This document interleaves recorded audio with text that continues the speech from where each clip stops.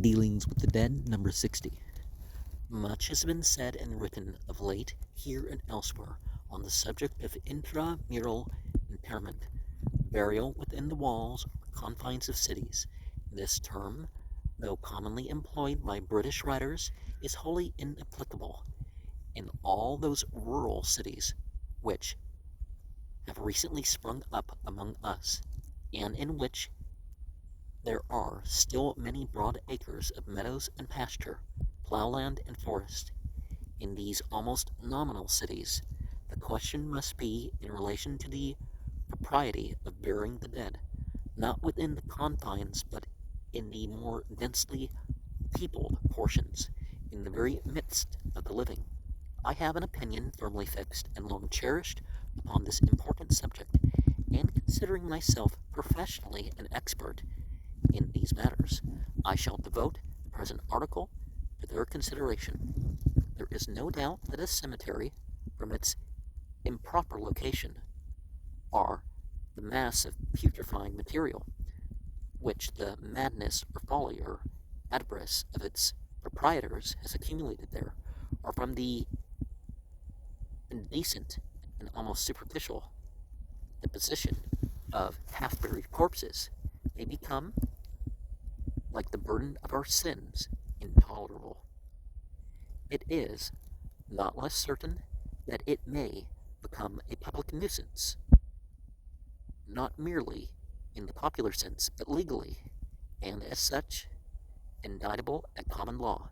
Neither can there be any doubt that the city authorities, without a resort to the process of indictment, and as conservators of the public health, have full power to prevent all future interments in that cemetery. It is true of a cemetery in the suburbs, a fortiori of a cemetery in the city. At the present day, it may seem astonishing to many that any doubt ever prevailed in the minds of respectable members of the medical faculty as to the unhealthy influences of the effluvia arising from animal corruption. Orfila, Perrunt, Patelet, and other Frenchmen of high professional reputation have maintained that such effluvia are perfectly innocuous.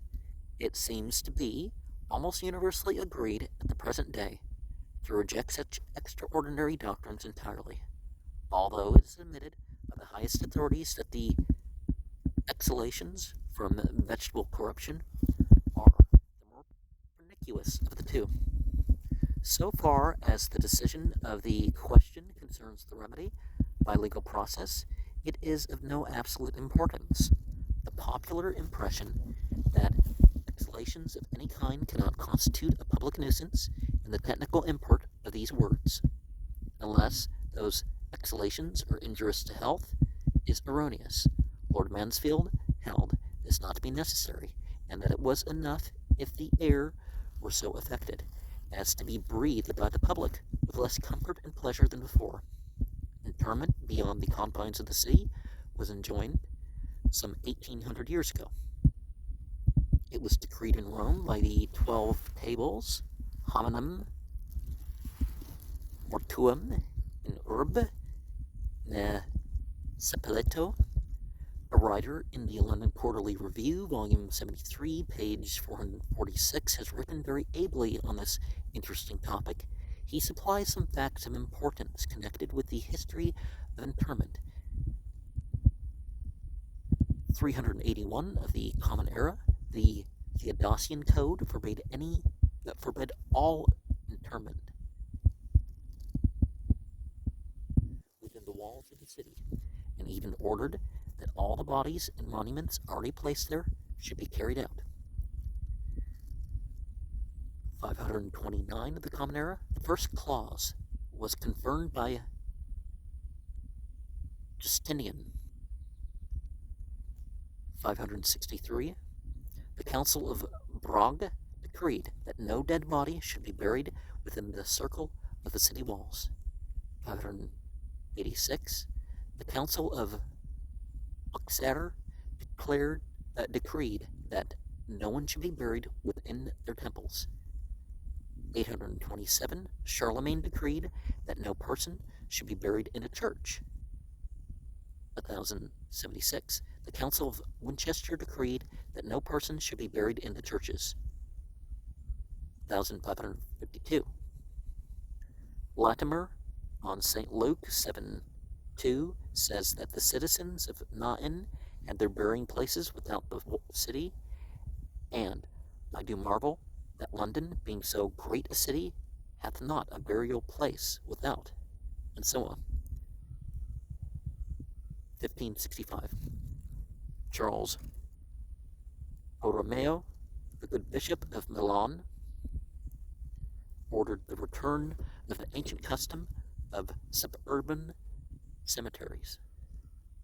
Sir Matthew Hale used to say churches were made for the living, not for the dead.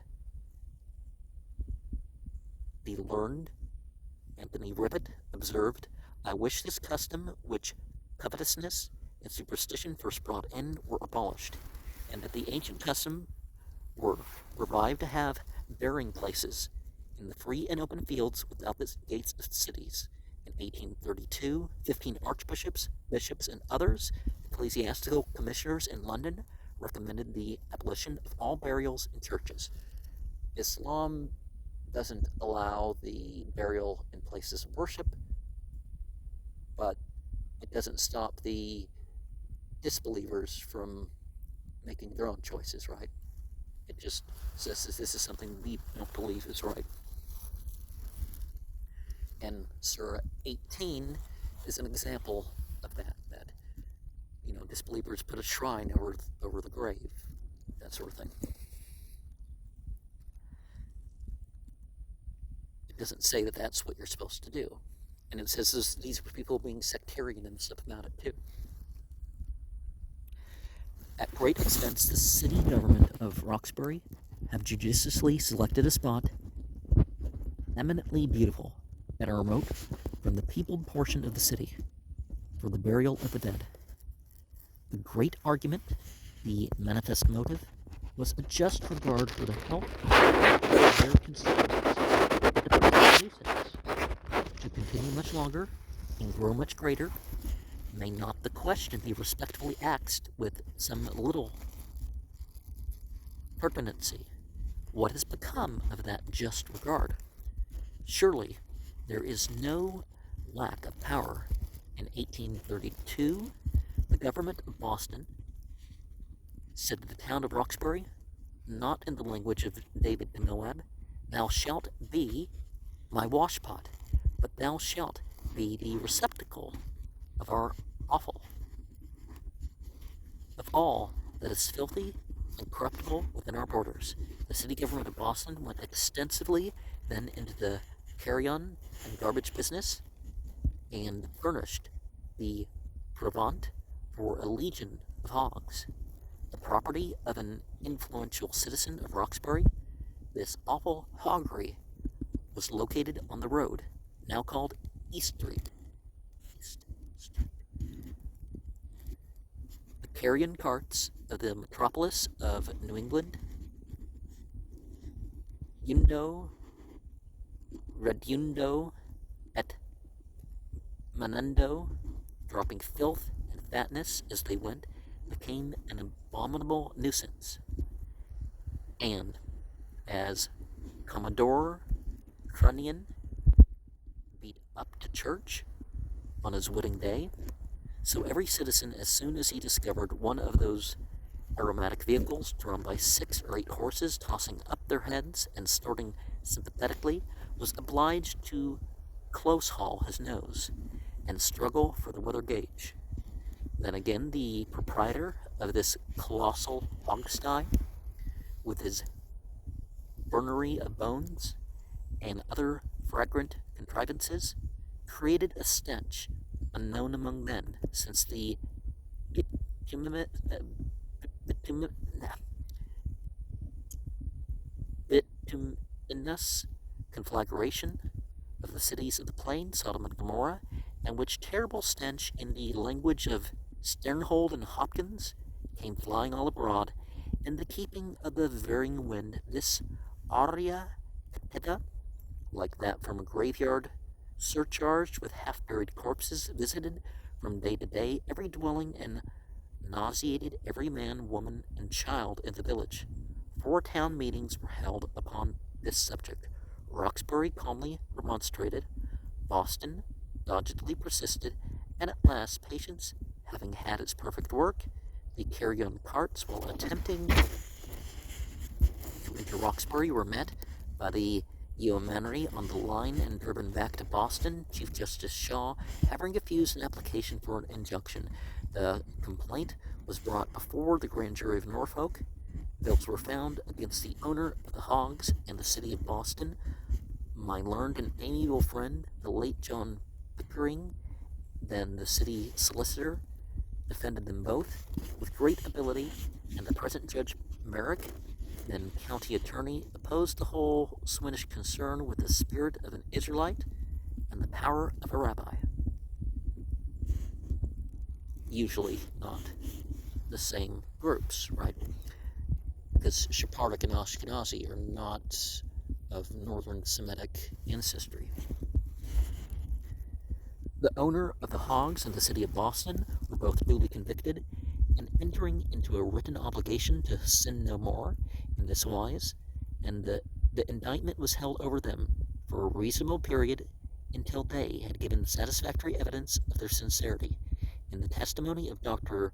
George Shane Shattuck, which was published at the time after sustaining the prosecutors amply in their allegation in respect to the deleterious effect of the nuisance, he remarks, the Creator has established in the sense of smelling a sentinel to descry distant danger of life. The alarm sounded through this organ seldom passes unheeded with impunity. Dr. John C. Warren and 16 other respectable physicians concurred in this opinion.